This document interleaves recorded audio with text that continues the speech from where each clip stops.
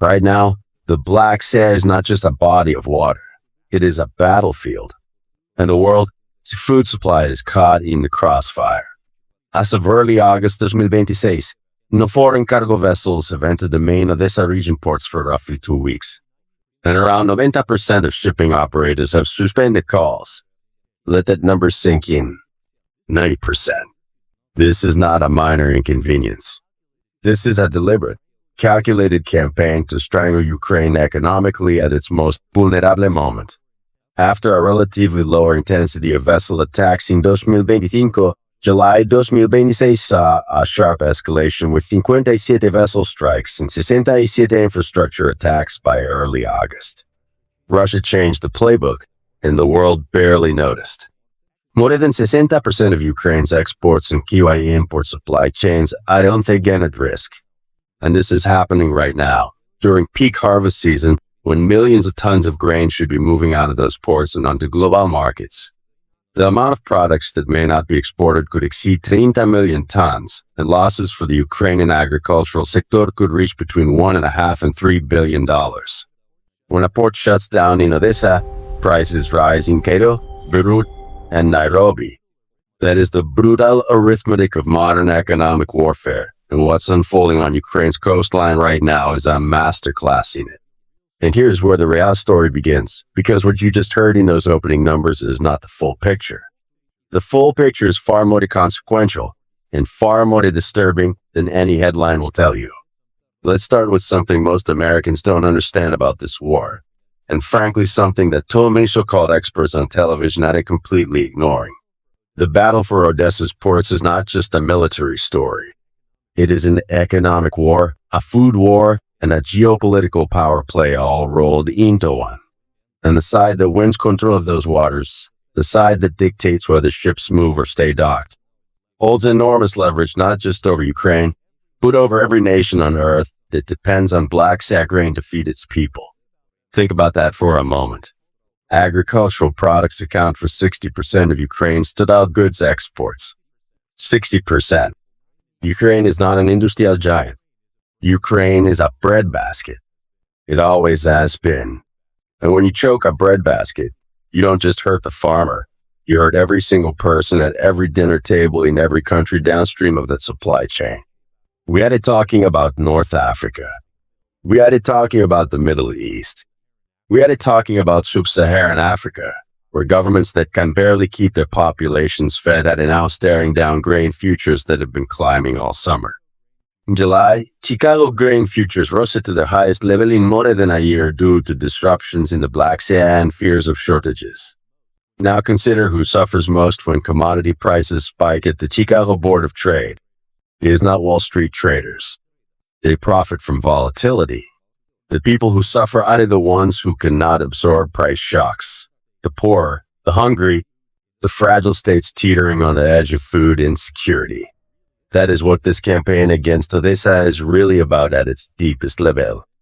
Now let me be very clear about the military dimension, because this is where it gets complicated and where most of the mainstream coverage completely misses the point. Russia did not just stumble into an intensified port targeting campaign this summer. This was a calculated strategic shift.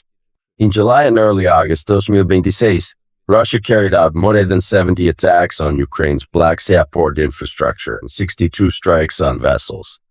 That is not random. That is a coordinated, sustained, doctrinally coherent campaign. Compare that to all of 2025, when there were around 14 recorded vessel attacks for the entire year. Russia flipped a switch. The question you should be asking, the question that Washington is apparently not asking loudly enough, is why now, and what changed? What changed is the air defense equation. Moscow is exploiting Ukraine's critical shortage of interceptors for the USA-made Patriot systems, the sole air defense weapon in Ukraine's arsenal capable of shooting down ballistic missiles. And this shortage did not come out of nowhere. Ukraine has reported an acute shortage of Patriot interceptors since the United States went to war with Iran earlier this year. So there it is. America's military commitment in a separate theater of war, the confrontation with Iran, has directly drained the supply of interceptors available to Ukraine. This is what strategists call second-order consequences. And right now, those second-order consequences are playing out in real time on the docks of Odesa, Kornomorsk, and Pivdeni. The Ukrainian side has even ceased publishing data on the number of Russian missiles launched. Following an attack in which none of the 28 ballistic missiles were intercepted, a devastating admission of how thin the air defense umbrella has become. And this creates a trap that is almost elegant in its brutality. Ukraine relies on its limited supply of American-supplied Patriot interceptors to protect its cities and military supply lines. Shifting the Patriots to protect ports would be both expensive and dangerous. Knowing this, Russia will continue its port attacks with both missiles and swarms of drones, offering insurers no reason to lower premiums and ship owners no incentive to return. So Ukraine is caught in an impossible geometry. Protect the cities, and the ports die. Protect the ports, and you expose the front lines and civilian centers to ballistic missile attacks you literally cannot shoot down. Russia has engineered this dilemma deliberately, and it is working. Let's talk about what this means on the ground for ordinary Ukrainians, because I think it is important that Americans understand this is not abstract geopolitics. This is people's livelihoods being destroyed in real time. During the first 2 weeks of August, grain exports from Ukraine fell by 75% year-on-year. 75%. Ukrainian farmers who already planted their fields under artillery fire, who already harvested under drone attacks, who already took on loans to finance a planting season. Those farmers are now watching their grain pile up in silos with nowhere to go. The disruption could leave farmers short of funds to repay spring loans and finance the upcoming fall planting season. And if farmers cannot finance the fall planting season, then next year's harvest is compromised before a single seed goes in the ground. The compounding nature of agricultural disruption is something that hits almost zero coverage, but it is profoundly important to understand. The broader economic damage is equally severe. Major industrial operations are already suspending production. The Poltava mining and processing plant announced it would halt operations due to a liquidity shortage and the suspension of port and sea routes.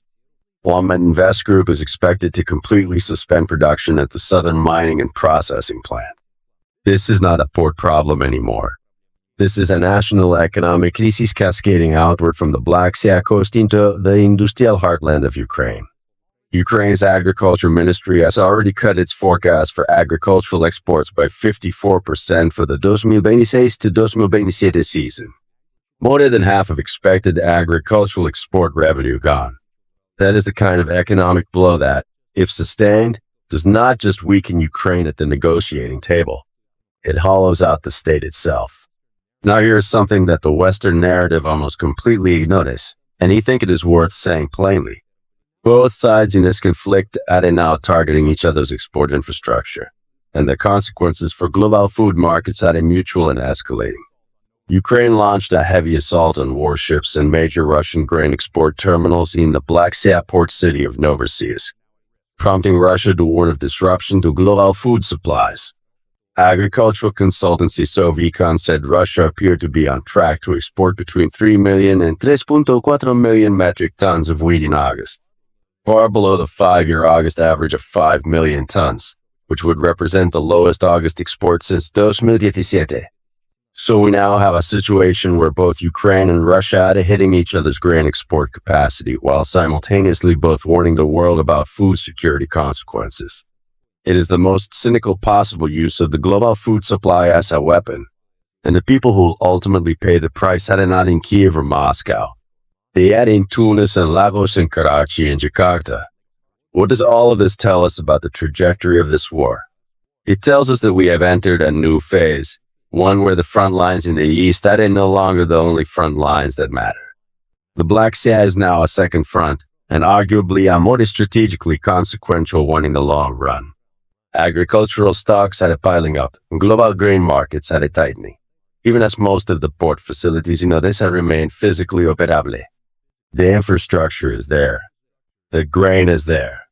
The ships just aren't coming because the risk calculus has shifted, because the insurance premiums have gone through the roof, and because no shipping company executive is going to send a crew into a war zone where the air defense umbrella is visible, documented holes in it. The port is not destroyed. It is simply abandoned by the market, and that may actually be harder to reverse than physical destruction, because it requires not just rebuilding walls and cranes, but rebuilding confidence. And confidence, once broken in global shipping markets, takes a very long time to come back.